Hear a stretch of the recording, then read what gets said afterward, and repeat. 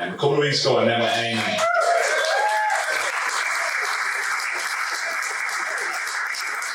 Thanks very much. A couple of weeks ago I met with Eamon with my coach Pascal Collins, who's here. And we were having a chat. He was chatting to me about tonight about the event that he was running. And speaking with Eamon, I knew that he wrote about boxers and boxing in the Herald, but little did I know that he was into poetry.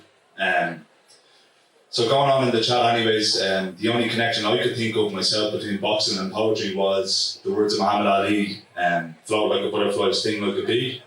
That was about the only correlation I could make myself. I'm just going to take you through. So Eamon gave me a copy of his book on the day, and not many people here know me that well, but I wouldn't be the biggest avid fan of poetry, as you can probably imagine. There are two extremes, boxing and poetry, as far as I can see. But there is some correlation to be made. I'm going to take you through one poem in particular that resonated with me a lot. So the very last one, ironically, Foundation Song. So I'm going to call it out for you anyways.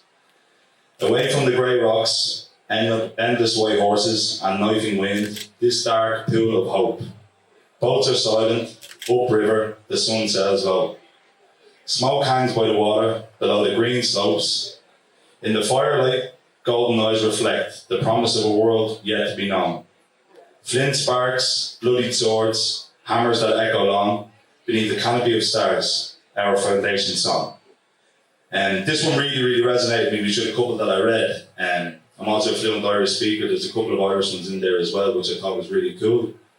It was probably the first poetry book that I ever read, so I'd like to thank Eamon very much for introducing me to poetry. And hopefully it won't be the last. And now I'd like to introduce the man himself, Mr. Eamon Carr.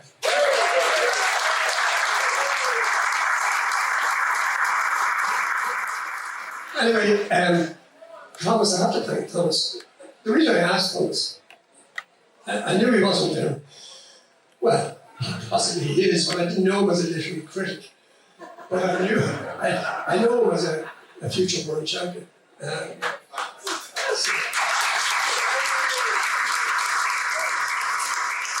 So the BUI Celtic heavyweight title is just the first, and he's working his way through the grades. So get with the Carty party.